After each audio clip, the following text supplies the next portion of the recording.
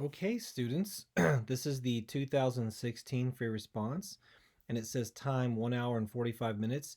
It took me about 45 minutes to do this. I skipped the ones that we didn't do, so it should take you an hour and a half or so, hour and 20, something like that. Well, I won't go into this much of this about this. I'll let you read this, but you notice this heated reaction is negative. That means it gives off heat.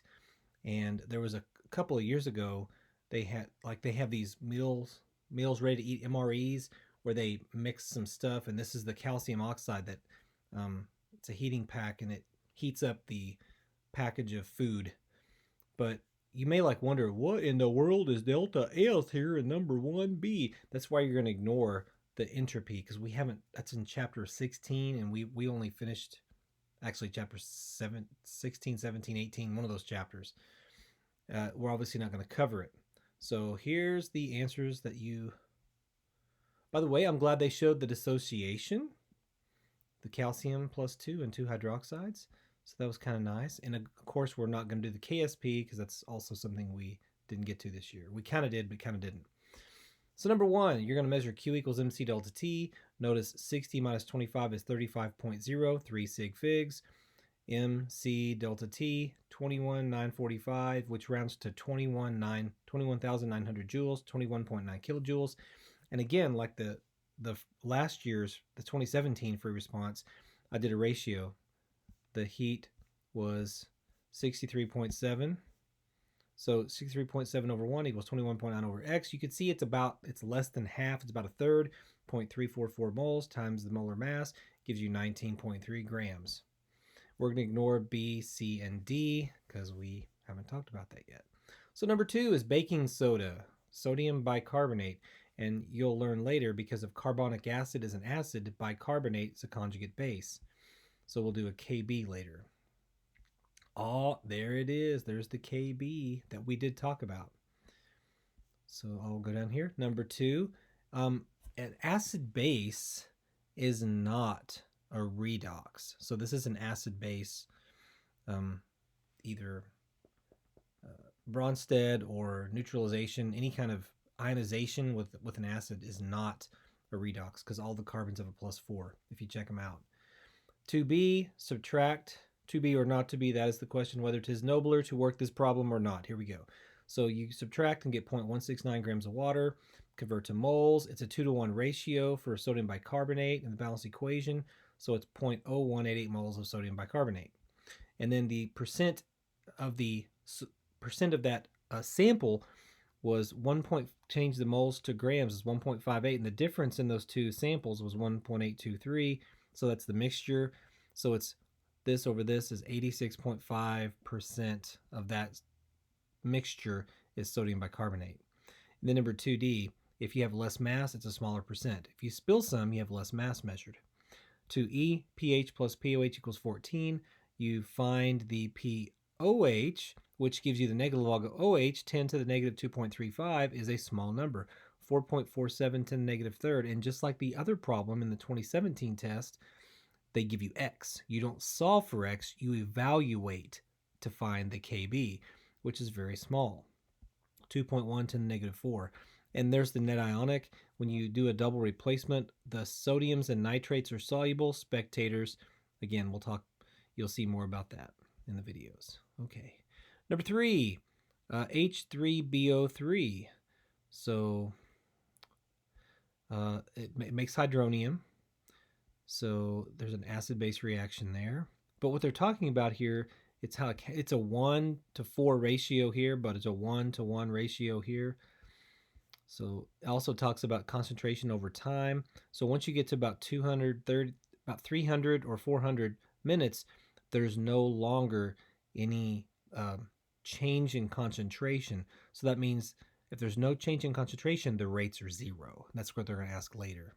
The net rate is 0. Okay, so 3A, we change the 50 grams to moles, and it's a 1-to-1 ratio. That's a Chem 1 problem. Part 2, it's a 4-to-1 ratio of HF. So again, we're going to do PV equals nRT, And I did this way because I remembered this way, 72.5 liters. But some of you might remember, hey, we're at STP. Just multiply the number of moles times 22.4 liters.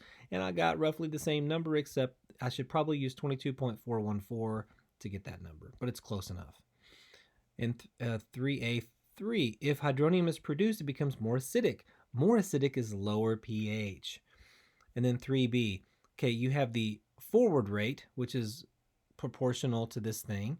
And if you subtract the two molarities when it's done, that's how much it changed at 600 minutes.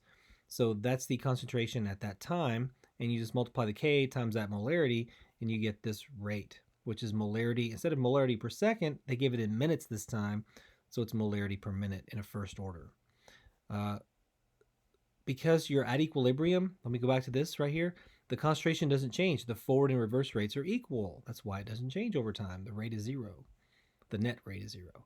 Okay, so 3D, you plug in those two concentrations after the, this is the reverse rate, and you knew the rate from up here. Let's say, I don't know how to work this problem, but you could say, let R equals blah, like 3 times 10 to the negative fifth. And you could plug it in here. Even if you didn't get this answer, they would give you partial credit if you can just make up a number here, like make up a number here and say, given R equals this, then you could plug it in. And notice the concentrations times 2, it's a second order, so it's 1 over molarity minutes, which is a different unit. Okay, this is kind of a weird question. They're having some like drawing pictures of things. Well, when they said 75 and 25% out of 12, it's 3/4, so it's 9 and 3. So out of the 12 atoms, 9 would be gold, 3 would be palladium. So I'm going to draw them with a 3x4 array, and they're all together. Solids are stuck together. If it was a gas, it'd be a dot here and a dot here and a dot here. And if it was liquids, it'd be dots along here and nothing up here and just dots of molecules down here. That's how you draw these pictures. Okay, so we're going to skip B because this is later, like chapter 18 in our book. We're not going to get there this year. It will not be tested. Okay, number 5 is a very simple. Potassium, when it loses an electron, it becomes argon, which is neon 3s2 3p6. Okay, and then why is the first ionization energy lower than sodium? For that same reason that you'll watch the videos, IE decreases down the group because larger atoms have a less nuclear charge and less attraction to the electrons, so electrons farther away are easier to lose. Frequency wavelength calculation, speed of light divided by wavelength in meters, is a very large number, 10 to the 14 hertz. E equals h nu. That's the energy in one photon. So if I want to say this many joules per one photon, it'd be this many joules per a mole of photons. So I cross multiplied and got 2.8 times 10 to the fifth, which is less than the one they gave you, the number of joules per mole for IE for potassium. So this photon only has that many joules, not enough for potassium. Propanoic acid or propionic acid, COOH, like CH3COOH. So there's the Lewis structure for that.